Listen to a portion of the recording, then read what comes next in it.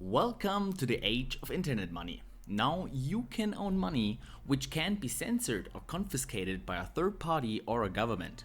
However, with great power comes great responsibility. So today we're going to take a look into the best practices when using decentralized networks and digital assets. The whole crypto ecosystem can be quite confusing. It's not only a complicated technology in its core, but also presents users with new challenges regarding the usage of the decentralized infrastructure. In order to help you with a smooth transition from Web 2 to Web 3, we will take a look into what you can do right and wrong. Do number 1. Own your keys. Don't let others store your assets. Use a self-custody wallet, like a hardware wallet, to own and protect your holdings. Funds stolen from centralized exchanges, such as Binance, BitHump or Bitfinex, are still the leading cause of lost funds according to the blockchain graveyard. Number 2. Use a hardware wallet. They are the most secure option to store digital assets.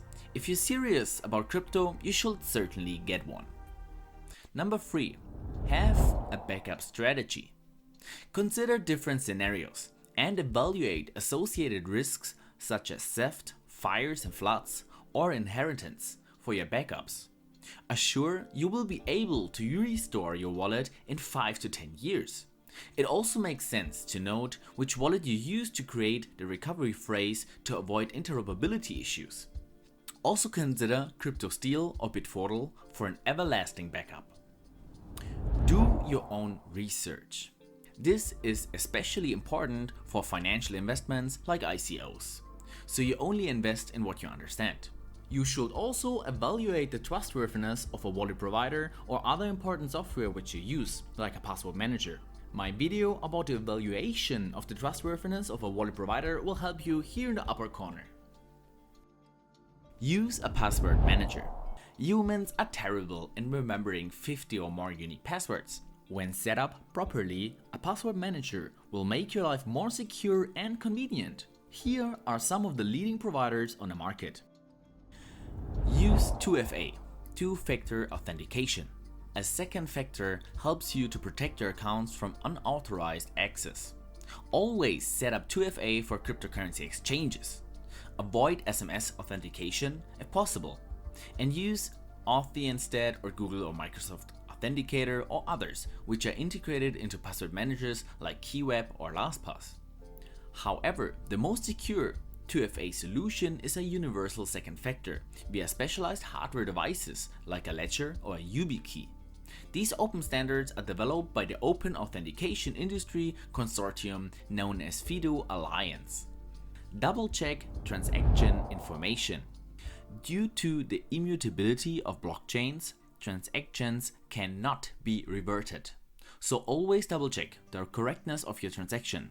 Special caution is also required for SSL certificates. These are the secure in HTTPS. So better bookmark important websites instead of typing their URLs. Protocol you're trading.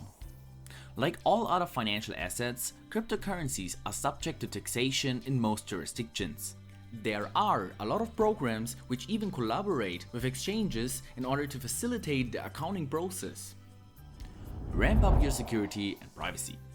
You can use tools like virtual private networks, browsers like Brave or Firefox, and an upgraded antivirus program, as well as add-ons like NoScript, the Privacy Badger, or uBlock Origin.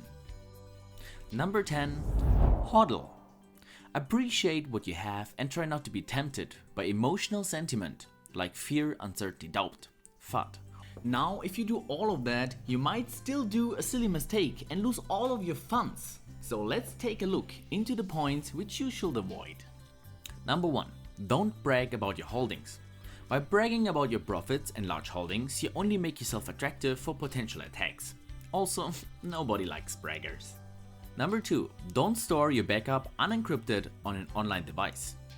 Don't expose your private key or mnemonic phrase to unnecessary risks. Encrypt this crucial information should you store it on one of your devices or on an online cloud solution. Number 3. Don't fall for scams. If it sounds too good to be true, it probably is. Unfortunately, there are way too many scams in the crypto ecosystem to explain all of them here in detail. So I will do a dedicated video about cryptocurrency scams in the upcoming weeks. Subscribe if you don't want to miss that. Number 4. Don't run remote access software like TeamViewer. Here I want to quote to my crypto security team. The number of security holes in these programs is atrocious. It will be a shame if you enable 2FA on everything in your life, but then let a single string of characters give someone access to your entire computer and every account. This also accounts for third-party clipboard managers as well as auto screenshot uploaders. Just don't.